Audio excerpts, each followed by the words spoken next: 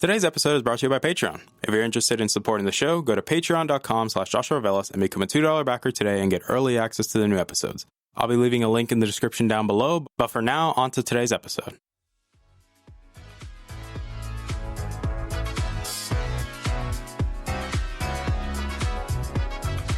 You're listening to the Augmented Experience podcast. I'm your host, as usual, Joshua Velas. I'm a student, musician, and a gamer at heart. Join me as I sit down every week to talk about all the latest news in the technology, business, and video game world. I hope you guys enjoy.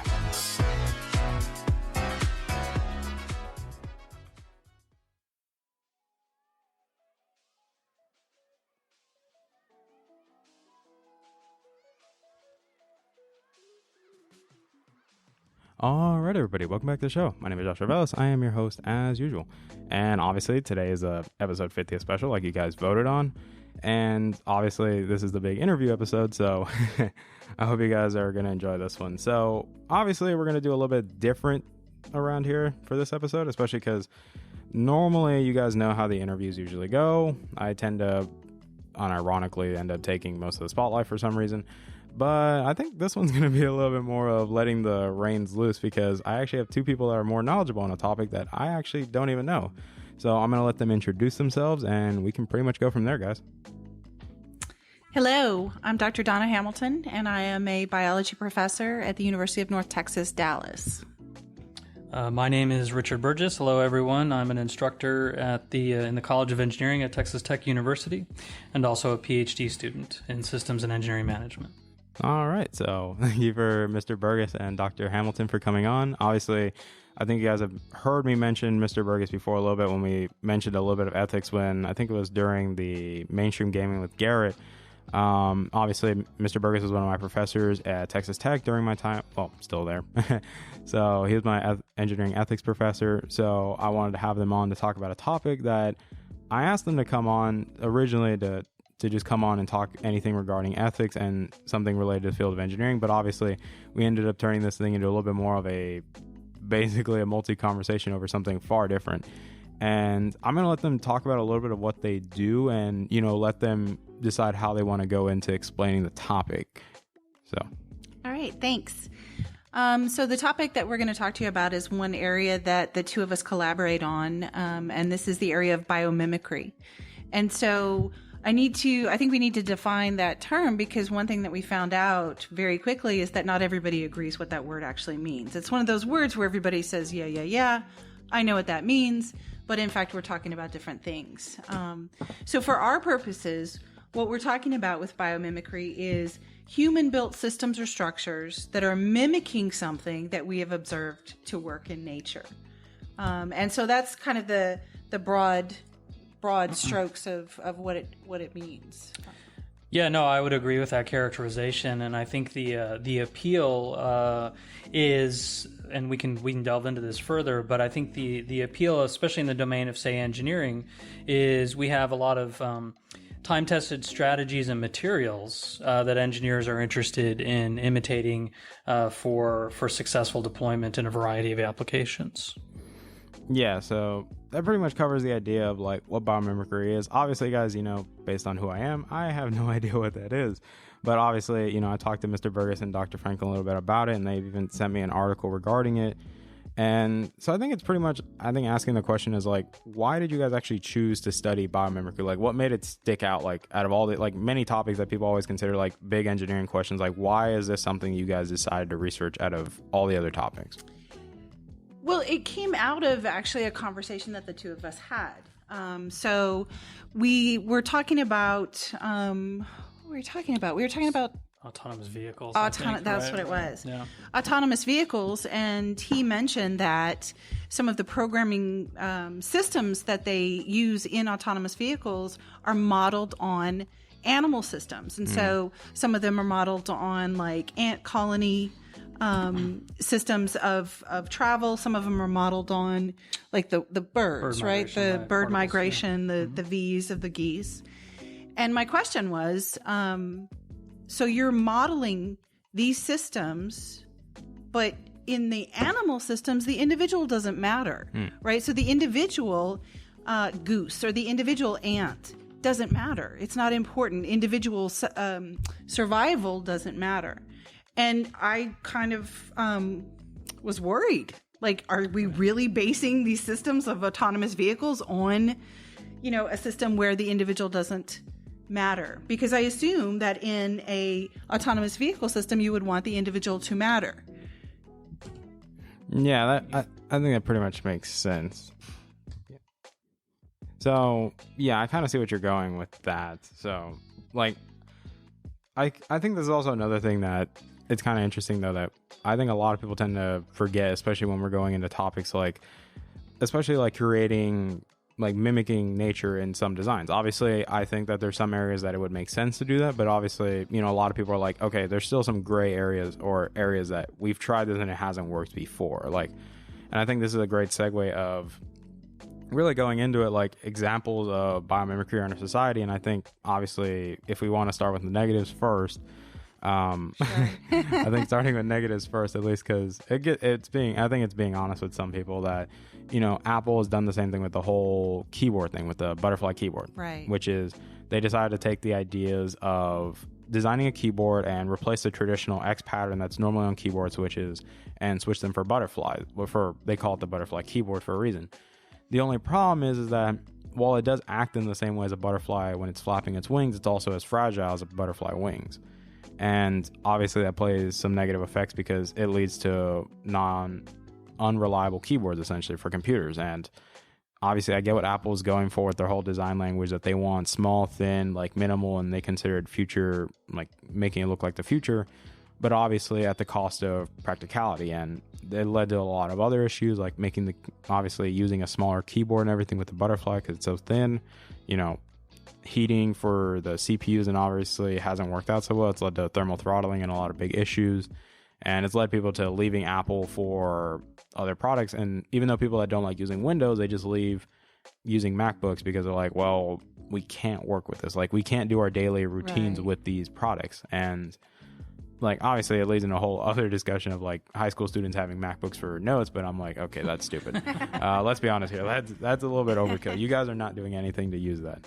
But what is another example you guys like presented? Because I remember you mentioned something about like AI and going over like AV and things like that. Sure, but I think one really great one. Do you want to talk about Lotus Leaves? Well, yeah, and one of the first things, I guess one of the early things I want to do is one of the things we like to do is make a distinction between materials biomimicry and process biomimicry. And so we have a pretty rich tradition of materials biomimicry. And so this is where we're, just as it sounds, we're imitating at a material at a kind of structural level. So a good example is Velcro. It's a fairly ubiquitous piece of technology that was definitely directly inspired by the way plant burrs behave, or looking at the way certain wind turbine blades are being designed to imitate the shape of a whale fin in terms of moving through a fluid, right, more dynamically, more efficiently.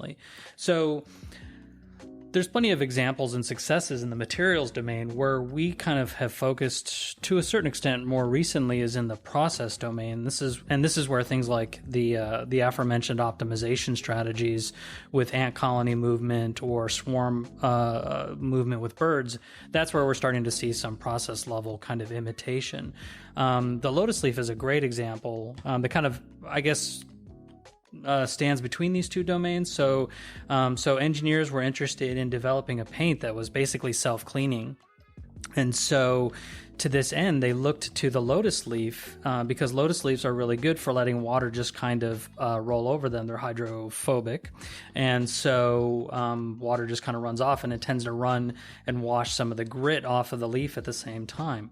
So this was a pretty desirable strategy. And so some engineers and other folks got together and imitated this in a paint, so they could apply an exterior paint that, when it dried, imitated some of the microstructural properties of the Lotus Leaf. And sure enough, you got something that would kind of slough off dirt and things like that. What they didn't take into account is something I think Dr. Hamilton can speak to if you'd like to. Yeah. Right. So it was really successful as far as shedding water quickly and what it was designed for. The engineers didn't fail. They succeeded. It did what it was designed to do. unfortunately, what happened was that they failed to take into context, and context is a really important concept in some of the work we do, the context of the lotus leaf. And so if you look at any plant, especially a deciduous plant, right, one that sheds its leaves, that's the point. They shed their leaves. So the structure itself, that lotus leaf, is not a permanent structure. It's not a very long-lived structure. And so what happened was, while the lotus can stay healthy, shedding these leaves and preventing any big, sort of buildup of fungus or bacteria, the structures that were painted with the paint couldn't.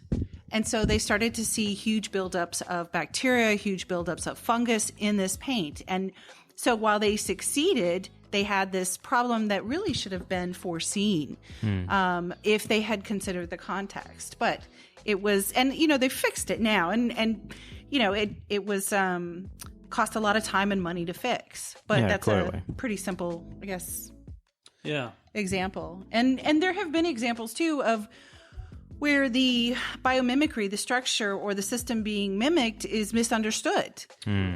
So Eastgate is a really attractive building. Wasn't it like the winner of a design competition I think like 10 years ago? So it's a building in Zimbabwe that was based on the structure of a termite mound. And so the part of the challenge was you're in a country with very little access to electricity, and so how do you maintain a workable temperature in an office building? And they designed the structure based on what they perceive to be how a termite's nest. And so these are these giant termite mounds that you see. African termites are their own sort of group.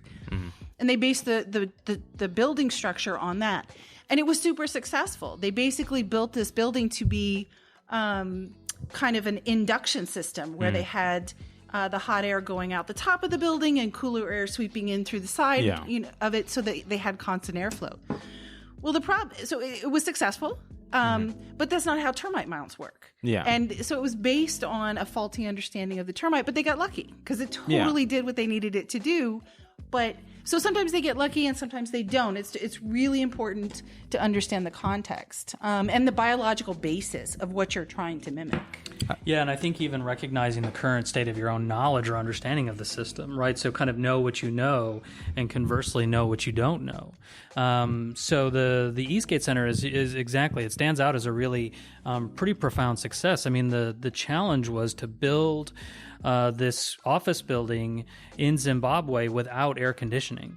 In a part of the world where temperatures vary pretty dramatically to 100 plus degrees down into, very cool temperatures, even I think just above freezing, if I remember correctly. So a really wide range. And it was, they were able to build this and keep the building comfortable even without the air conditioning and do it for a fraction of the energy costs.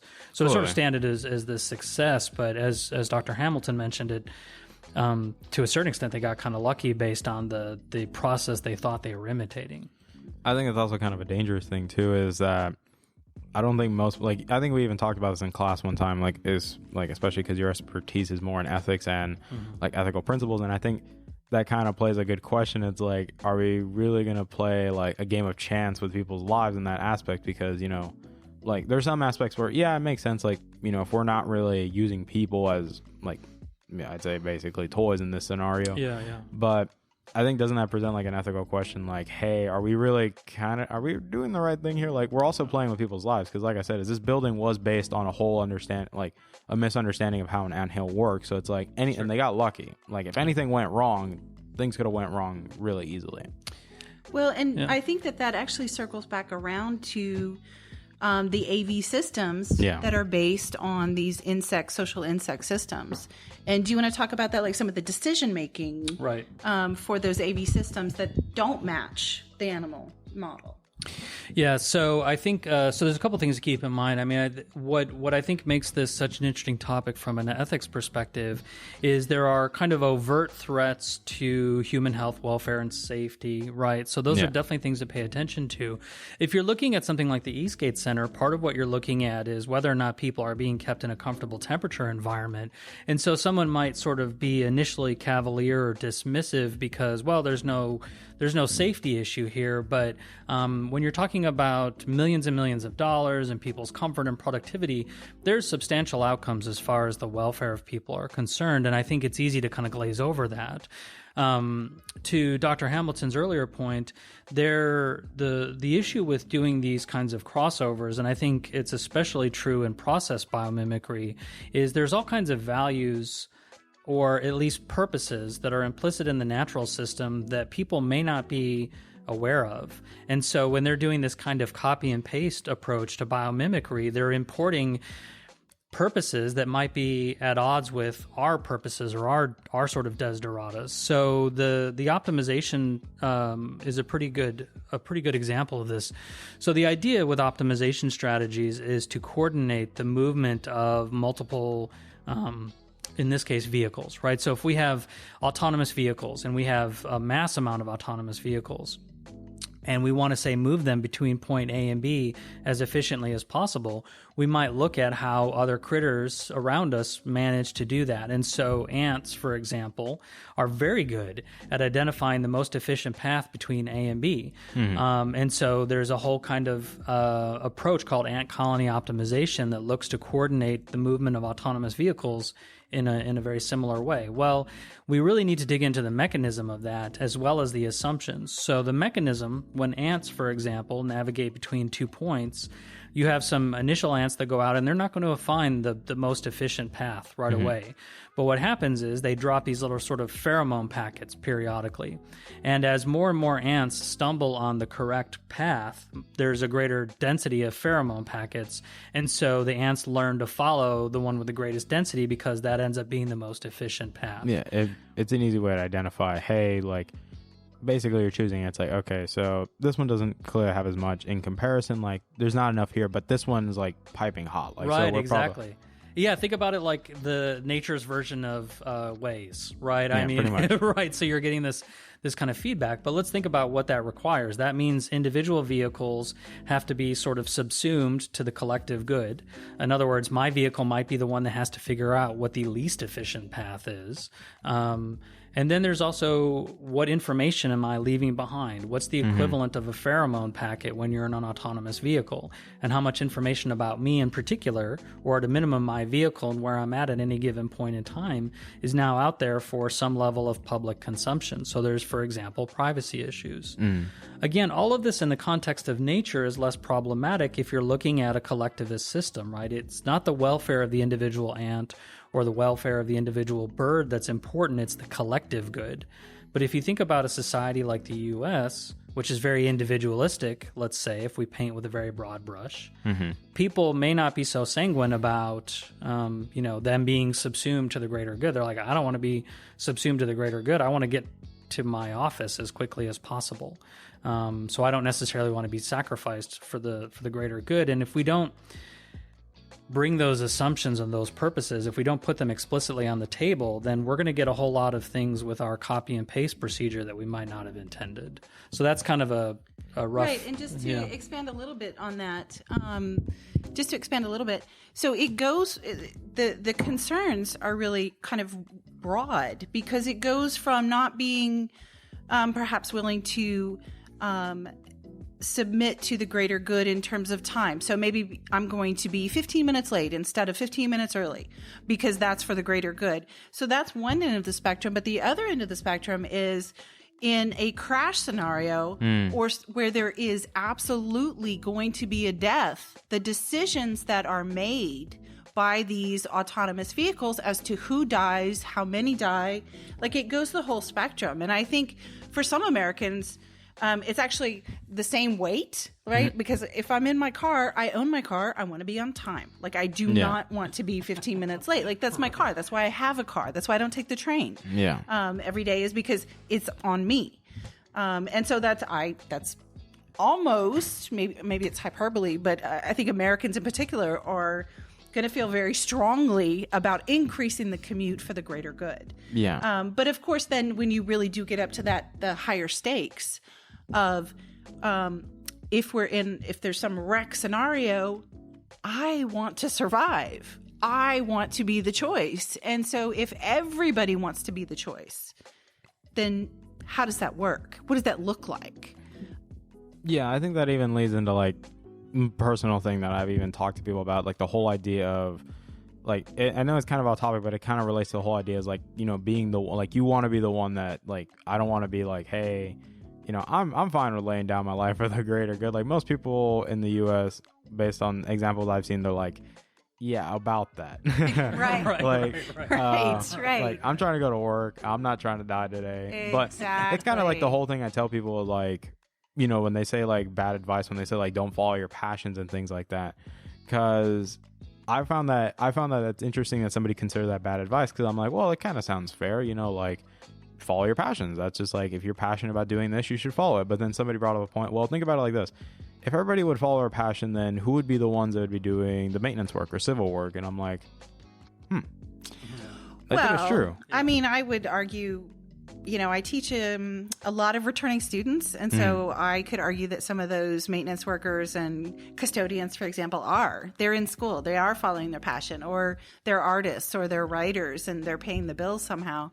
But I do agree with your point that our society, and this is really, really true in American society, values the individual, values the individual path. You know, you should follow the path that is going to lead you to the most fulfillment. And we aren't raised with this idea that the path that's going to give you the most fulfillment is the path that contributes to society as a whole the most. Not that your work doesn't, but I mean, in terms of that whole utilitarian Spock approach, right? Yeah, like the most good for the most people, right? What is it? The needs of the many outweigh the needs of the few. Yeah. Right. So that isn't how our society is structured. And so I think you're absolutely right that it ties into that. As I said, it's interesting because, especially when we go into the whole debate, like especially with AI, because I know AI is obviously a big topic nowadays, especially even privacy as well. Like Mr. Burgess, I'm interested he brought that up too, because it's like, that's kind of like, I think that's easy. Like that's even how people in the smartphone industry, that's how they're going to be able to get people to buy phones, is because of privacy. Like every time I see a Google conference, they're always like emphasizing on privacy. Apple's recent conference, WWDC, we focus on privacy. We're doing more privacy features, and you know, so it's like, it's kind of a good back and forth, but it's also interesting because everybody nowadays, especially, is they just want to focus on their privacy. Like they don't want their information getting out. Like they want to hold their cards close to their chest. But obviously, you know, especially when we're trying to be in a society where we want to help the greater good, but also, you know, there's always a sacrifice. There's always something you have to give up. Like there is not always a utopia where like, oh yeah, we can have this and this at the same time. It's like,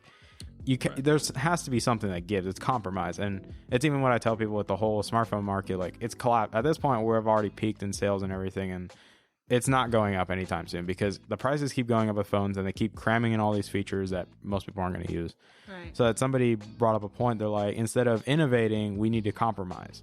Like phone manufacturers need to learn how to compromise, because it's like, you can't expect people to keep paying these huge prices and wanting to upgrade phones every year, because it doesn't work. And this kind of goes in the whole thing. It's like the greatest good for everybody. Like, you know, there's some people that, they'll drop another $2,000 for a phone and they don't care. But there's some people, it's like, you know, I don't have $2,000 to spend like that. Like there's some people that in society, you know, aren't as fortunate as others. So you have to find a way to compromise in the area, meet the customer halfway. And I think it kind of makes a little bit more sense, especially with privacy and everything, because if you're going to spend money on something, you want to make sure that your information is secure with that. Especially we live in a day and age where everybody is doing everything on the internet. Internet at this point is considered a utility. It's basically considered a necessity in society nowadays, because nobody wants to send letters anymore. Nobody wants to use phone call. Well, you still have to call somebody, but I'm assuming emailing them is just quickly, like you can just email them quickly, or if you just want to phone call them on Skype or something like that, you can do that. Right, but it all and it's actually internet. required for school, right? So like you have to use the internet for a lot of schools. Like you see a lot of schools spending tons of money on IT departments, and you see them all spending all this money on cybersecurity and things like that.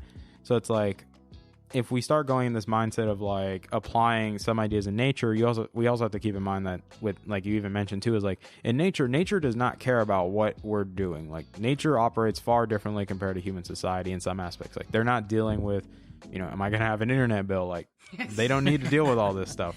Like nature is and also for the most part, you know, natural systems and evolution and natural selection are not.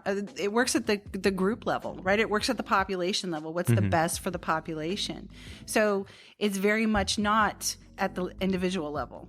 So the population level is always going to be more important in terms of natural selection. And, it's interesting too that, sometimes, so in nature, altruism does evolve, right? So we were talking about the individual versus the population. And so, altruism does evolve, but, it kind of swings back and forth because altruism helps the group, but it hurts the individual. And so we actually see that swing back and forth in, the same group or the same, genus or family of animals over time to kind of evolve back and forth because there's always a cost, as you just said. Somebody's going to pay. And especially when we're playing the game with like autonomous vehicles and, making them better. Obviously, you have to collect a ton of data. Like that's why Tesla recently came out. I think it was earlier in the day. They came out with an article regarding that they were going to have AI even more advanced to the point that it parks a car like a human being in your driveway and everything with no issues, and it can drive by itself like a human being on a freeway and all these things, and do multi-state travel by 2024. Obviously, that requires a lot of data. That requires them to have people willing to give up their privacy and information and their driving habits to improve Teslas for everybody. And obviously, like, I tell people like nowadays, obviously by the time that people like in my age, in theory, whatever they decide to do, and if they get a degree and everything, or if that's their boat, and have money to buy a Tesla, it's going to be a lot cheaper by then, because everybody that has a Tesla right now I always consider, they're just test subjects. That's all they are right now. Yeah. Like, I think that's the easiest, as messed up as that sounds. They're basically, they're beta testers. That's right. Like, as much as people don't want to admit it, you're spending a lot of money on a car that is going to get, I'd say easily it's going to get replaced in the future, and it's going to be a lot cheaper. Like, you're going to have something that's better and cheaper in the future, and you guys just paid the premium for something that was just a beta, essentially. But that's always true, right? So think about the people who bought the first computers. Like, those Commodore 64s and Tandies were not cheap for their time, but, after a couple decades. Yeah, like, computers became a lot more affordable. And then obviously, like a Chromebook, or most people can. I think a Chromebook's fairly easy to afford. Like, you can pretty much find one on eBay for like $50. Exactly. So I think even that, like, that's a fair, at least for anybody. And that's, like, I've even mentioned this before, like the whole MacBook Pros for high school students. I'm like, I don't know what's going through parents' minds with these kids having these kind of computers. Like, well, and Chromebooks too. It's not an advertisement, but they're really sturdy. I know this because I work with some charities that actually request Chromebooks for their students going off to college that they support, but not to get sorry. Yeah, it's a little bit of a rabbit hole to go down. But. Yeah, that's why I agree with you that, like, we're not trying to sponsor anything here, but. Except my Patreon page. That's right. Besides that, so. I mean, I just want to kind of build on this. I think there is an emerging tension between people wanting to maintain their privacy, but also, as you said earlier, wanting to have the benefits that come along with, say, coordination. So, one of the appeals of optimization strategies in autonomous vehicles is that you get sort of the safety features that a lot of proponents of autonomous vehicles are pushing. And then you also get these increases in fuel economy, increases in time efficiency. You see a lower environmental impact vis-a-vis lower emissions. You see basically the functional expansion of infrastructure because you can move more vehicles through a given space because you can move them closer together at higher speeds when they're coordinated. So we want all these benefits, and at some point, sort of collectively, or as a group in any event, we have to kind of figure out what's the price that we want to pay for that. And I think it's interesting that we're willing to pay. That's right. And part of where our work comes in is to say, let's be aware of what the price is to begin with, because what's not obvious to us is that people are always aware of that they're sort of saying, hey, this nature does this one aspect really well, and we want to imitate that, but we don't necessarily know the whole package of assumptions and purposes that come along with that. I want to say too, I've been looking at this, and sort of in my domain, in my research, I'm interested in water system resilience, and certainly there are water scholars that talk about wanting to make systems more resilient by imitating nature. And here again, we see this kind of tension between the welfare of the individual versus the welfare of the collective, because that system might be made more resilient by sacrificing an individual. And that makes it sound very intentional, and I'm not necessarily trying to imply some level of intentionality at the natural level, but but resilience in this particular example may come at a cost, and that might just be what we decide to pay. The big thing that I'm interested in from an ethics perspective, I think both of us are interested from an ethics perspective, is let's begin by being aware of what the price is. Right. Let's be aware of the sort of implicit value assumptions that are being made when we do this crossover. So yeah, I think it's going to continue to be an interesting challenge, and one that demonstrates this tension between these different desires. We want to have privacy, but we also want the value of coordination. Well, coordination requires some loss of privacy. So. And usually in my experience in teaching ethics and in talking to people tend to avoid the kind of polar extremes, right? Mm-hmm. So it's not all privacy and it's not all coordination. So then we try to find this sort of meaningful threshold between those, and figuring out where that line is can be complicated. Yeah, like it's the whole idea of like trying to find a utopia, essentially. Like the idea of like there's always the perfect option, which I think in some aspects, I think, yeah, I think there is, in some aspects, there may be a right and wrong, but there's also like some big gray areas that we have to know. How do we navigate? How do we be as fair and unbiased in this entire situation, and not let our personal biases get in the way of that? And I think that kind of leads into like another question, really, as like I'm trying to think, what field specifically would you think of? Because you even mentioned like water was one of them. Like, can you really think of like any other ones that would probably be like relevant, and then ethical questions that might pop up in those areas? So biomimicry? Yes, with biomimicry and like those areas, like different fields of engineering or... Yes. Yeah. So there has been a lot of work done in sort of medical bioengineering. So scaffolding for growing tissues, drug delivery systems, mimicking cellular systems to do various things. And a lot of those are biomimetic. So that's a whole big field right now in terms of nanotechnology in the medical field. And, you know, sort of the whole idea of mimicking how we do it, how mammal cells, for example, do it, has been helping. There's also a whole field of investigation into biomimicry of photosynthetic systems. So using sunlight to create chemical and then electrical energy. So actually photosynthesis is another relatively new biomimetic field in terms of what I know. Do you want to talk about some of the other? Honestly, I have to plug at least a couple examples just because I love them and for no other reason. So mole rats, they've been looking at mole rats who also live in Africa, if I remember correctly. Dr. Hamilton's the biologist. Naked mole rats are these rats that live in very low oxygen environments and yet don't come out with any kind of serious damage for it. And so actually some medical folks have been looking at this to see how we might treat someone that has some sort of a stroke or low oxygen event, how we can preserve brain function during that, right? And so the mole rats are sort of serving as an example. And this one I'm bringing up, it's more of a materials example than a process example, but my absolute favorite is looking at woodpeckers. And they're looking at the structure of woodpecker skulls, because when you think about what a woodpecker does, I think a natural question to ask is, why are they not flying around concussed all the time? Because they're just slamming their head against a solid object repeatedly.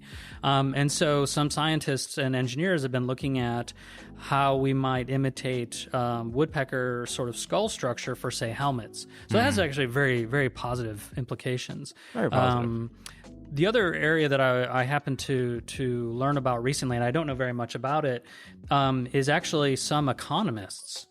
So this gets back to the systems level and where I'm a little, where I have some interest and familiarity, but some economists are looking at how an ecosystem is structured and trying to say, our economic system that emphasizes apex style predators who don't cooperate is not a sustainable system. And so there's a sort of emerging wave of economists and other thinkers who are saying, look, our economic systems need to place a heavier emphasis on diversity amongst companies as well as cooperation, because that's what leads to a more sustainable economy that is, among other things, perhaps more fair or more even in its distribution of goods. Yeah, and I think that's even... Yeah. I remember that just brought up something in my head. Like, that's kind of how people usually refer to as like especially in different fields, like the things I talk about, like either business, technology, or video games, that obviously cooperation is a big one that people are like, okay, we want crossplay, like we want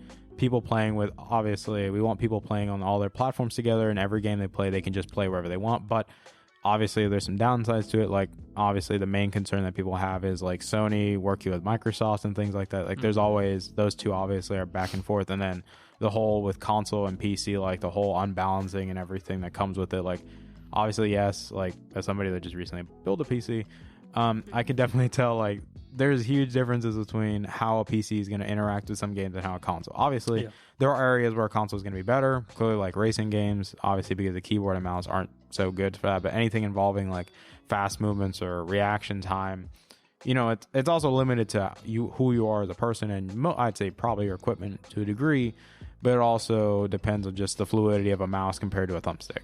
And the whole idea of like not having big Apex people, or Predator, let's call them that, in the market, and having more diversity overall is just better for the consumer, because more options and more competition equals better products for everybody. And obviously, like when you look at the smartphone market or even just things like that, like companies like Silicon Valley is obviously the main point that everybody's going to go to, because they're like, well, basically most of the power in terms of technology is in Silicon Valley, because that's where Facebook, Google, Amazon, all three of those play. Probably Facebook not as much anymore, but Google and Amazon clearly play a huge role. Like that's why people kind of say, like, you know, how much sway do they have in the political side as well? Like how much power do they really have? Because obviously Amazon right now is one of the biggest companies in the world. Jeff Bezos is the richest man on the planet at this point, or I think in the US. Is it just the US or is it a planet at this point? I don't know, actually. I would say easily the US, but I'm not positive. I think the US for sure, but let's stick with the US, because I think if we go to a planet, somebody's going to come at me with something. That's right. Yeah, someone's going to do that. Yeah. But obviously, and then Google obviously being a company that's well known, it's almost in everyone's house. Everybody likes using Chrome. Sorry, Microsoft Edge. It's just a joke. Everybody uses Edge just to install Chrome at this point. Like I do that. Like I think it's just better. But overall, like it kind of leads to like you have all these big corporations, like specifically like 3 or 4 that pretty much can swing as much power as they want, because they pretty much run the market. And I think that kind of makes sense why economists would want to, you know, be mindful that like, hey, we should probably consider changing how we structure things, because we're noticing that in these fields there are big apex predators that are swinging way too much power around. Yep. And obviously, especially with Amazon, just keep getting bigger and bigger, like, and to the point that retail stores like are very terrified. Like Walmart's already finding ways to do switching to online and bettering that, because in terms of stores, obviously Walmart has Amazon beat, because Amazon still hasn't really effectively found a way to solidify local shopping, because as much as people like Amazon buying things online and being convenient, most people don't really trust groceries. Like you can acquire Whole Foods, but not that many people are really going to care, because they rather go get it. So that's why people make the whole argument of like Amazon needs to learn how to become Walmart before Walmart learns how to become Amazon. That's a good point. It is a good point, because it's like if Walmart figures out how to do that, then like as much as Amazon, you know, spent all this time building their infrastructure and everything and their customer base, you know, it can still go downhill for them. They can't be complacent. And I think that's why competition in the market breeds essentially a better system for everybody. Oh, no, I think it's absolutely true. And I think that in this case, the biomimetic idea is solid, right? You are mimicking a system that is in balance.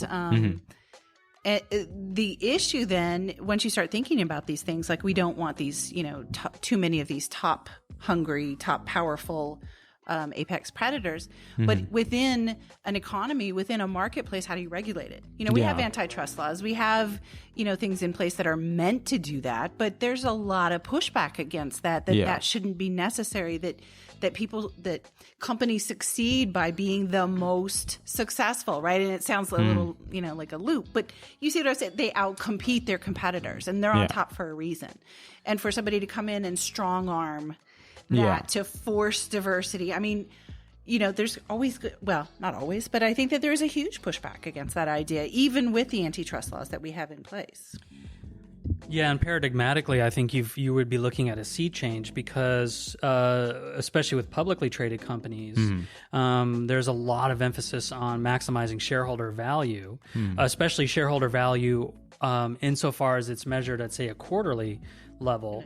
Yeah, exactly. So if you're moving to try to imitate a natural system where you start playing the long game, yeah, you really have to look at how the incentive structure is set up, what people are going to want. And so that's more than just companies saying, well, we're going to be more cooperative. I mean, the shareholders, right, also have to sort of be on board with playing the long game. And as a species, and this isn't just a society thing, this is at a species level, we are pretty well predisposed to short-term gratification. And that is true. So I think here again, I laud the idea that's being embraced by some of these natural capitalists. But the context is a little bit different, right? So yeah, know your audience, right? The temporal frames are different. When you're talking about a balanced ecosystem and the resilience of an ecosystem, you're talking decades or centuries. You're not talking, 3 months of profits. Especially when you're talking about like messing with the stock market, because everybody gets freaked out the second you start touching that. Because, exactly. like, if anything, like, especially I think people even remember 2008 when that hit. Like, everybody was like, it freaked everybody out. It freaked. Right. That's what I'm saying is, like, the second you touch anything with the market, I think that's what everybody starts getting crazy, because, like, hey, like, there's a lot of people that are probably swinging around, like, I don't know how many thousands of dollars in that market. So for somebody that, probably just started and put $10, they don't care. Like, it's just $10. But anybody that's been playing, like, I'd say a long-term game has been 64 and a half years old, right? Yeah, so pretty much. 6 months away from retirement. Right. Pretty much. Right. So it's like, bonds are looking pretty good. Yeah, that's right. Like, it gets crazy, because then that's when I feel like that's when people, I think they start paying attention more. Is like as much as people say old people are kind of slow in some aspects, I'd argue there's some areas where they catch us off guard where, like, especially I think even with my father, like, there's some areas where my father always teaches me something new, and my dad's already close to, well, I think by the time this comes out, Dad's will already turn 81. So that's what I'm saying is. Yeah, and you adopt different strategies at different stages of your life, depending on how far you are from your goals and, like, retirement and whatnot. Yeah, so I think that's sort of something to keep in mind. And one thing that I want to make sure isn't obscured in all of this, we're not anti-biomimicry. In fact, we're pro-biomimicry. Yeah. Our sort of central contention heretofore is that biomimicry is a great idea, but we really need to pay attention to contextual cues, like what was the original purpose, over what time frame, who's your audience, and you really have to think about those carefully before engaging in biomimicry. So in other words, just because it's coming from nature doesn't make it categorically superior to the human system. No, that's exactly what I was going to jump in on. I would agree. We're very, very pro biomimicry. I love the crossover of biology and engineering, biology and technology. I think it's fantastic. But another thing that I really push back against, and that we've talked about a lot, is this romantic notion of, well, if it's natural, it's better. That doesn't work for food, and it doesn't work for engineered systems that are biomimetic. Nature comes across these solutions by iterative mechanisms. So you have decades and centuries and generations to land upon the best solution. But it's very much like the ant system that Rich was talking about earlier, in that it's not directed. Yeah. It's just a random sort of sequence of events in response to the environment. So nature can end up with a very effective solution, and we see this actually, that the same solution is hit upon, like in North American deserts, as animals in the Saharan desert. They have the same shape ears and those kind of structures. But it's not always the best, because it comes from nature. Evolution and natural selection only work with what they have. So it's as if you have this building and you tell engineers, hey, we want you to improve it, but you have to keep all the structures that are there. And you have to move forward with what's already there. Yeah. And so we have some very inefficient structures that have evolved because of the path that evolved them, that they evolved along. So it's really important not to romanticize it. Just because it's biomimetic, that's fantastic. It's a wealth of inspiration for all kinds of engineers and scientists, but it's not, innately better than something that is from the mind of a human engineer. Like there's no qualification there. And that's a very frustrating trope, I think, that and stereotype that we run into in a lot of the work that's out there is, well, it's from nature, so it's the best. And that's not how it works. Yeah, like I think that's how some people tend to do. And based on what I've seen is that some people don't tend to like it when you tell them, hey, it's just, it happens random. Like I remember it happened recently with my nephew that his appendix ripped.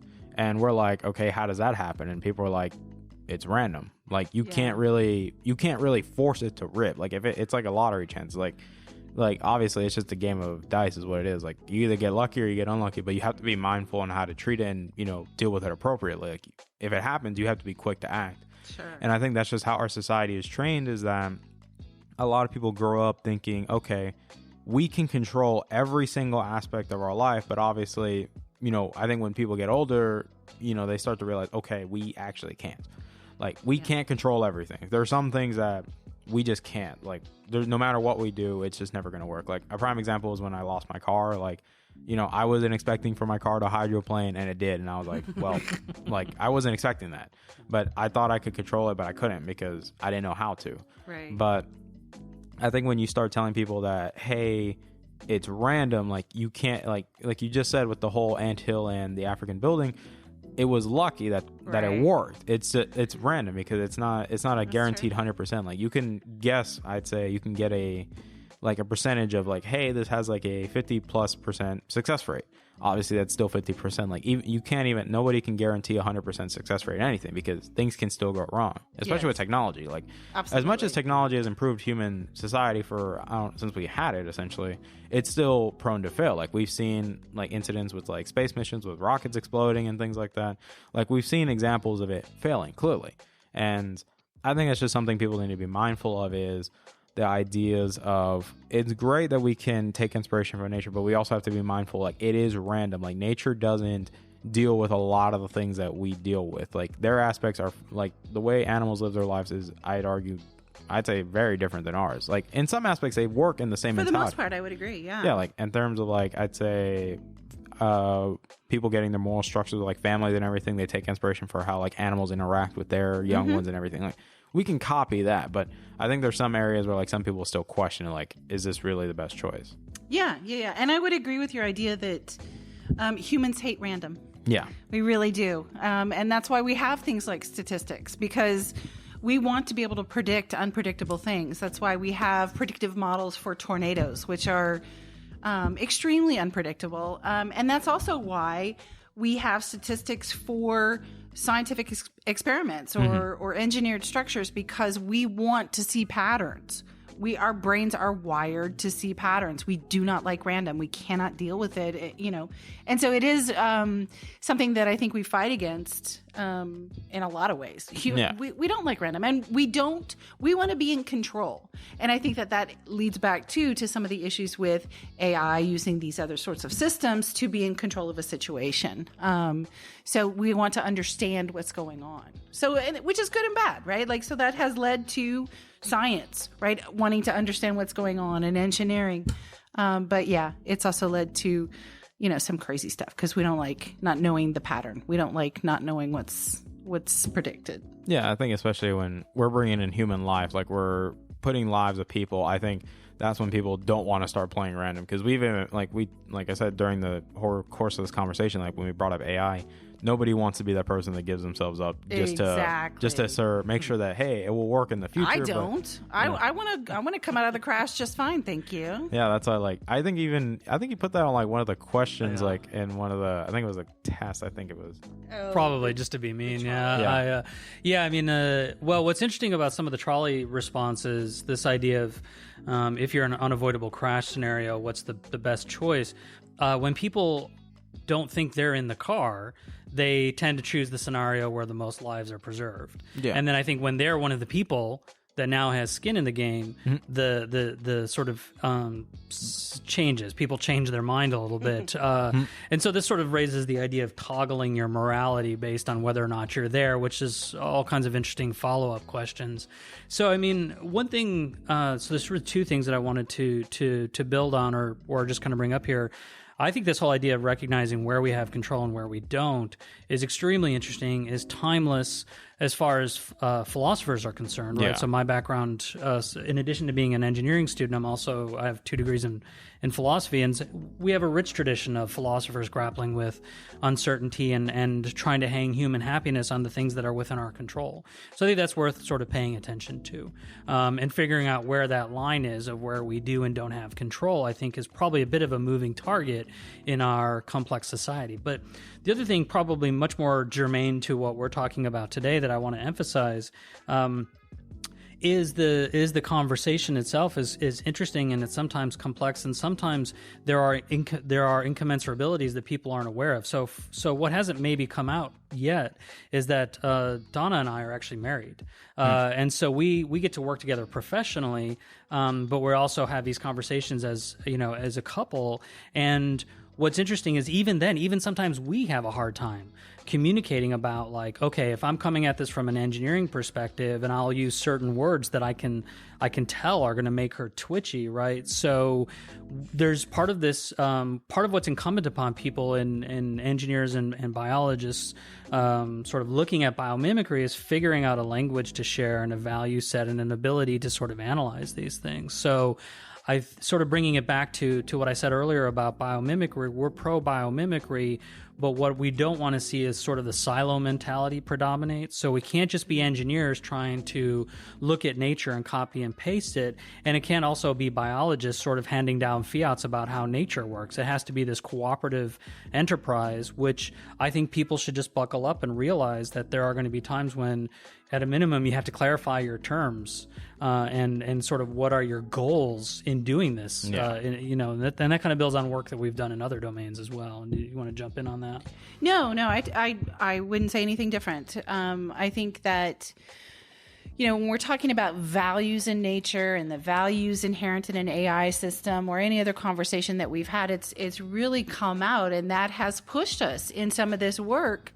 It's really come out that we are not speaking the same language. Yeah. That we are using the same words in very different ways. And it really has pushed forward this idea that this is a conversation that needs to be happening just across the board. Engineers, technology proponents and developers, biologists, medical technologists. I mean, all of these groups have something to offer to the conversation. And it's not just, this will be a really better conversation if everybody participates. I think that everybody's participation is essential. Absolutely. To not making some really profoundly, not only expensive mistakes, but morally tragic ones as well. So, yeah, exactly right. Yeah, I think that, there's just definitely a lot that, whether people realize it or not, there's always big questions you have to ask in every topic. Like, no matter what, like, and I'm just going to address the audience, like, guys, even anything you even think about, like, there's always a catch to something. Like, there's always going to be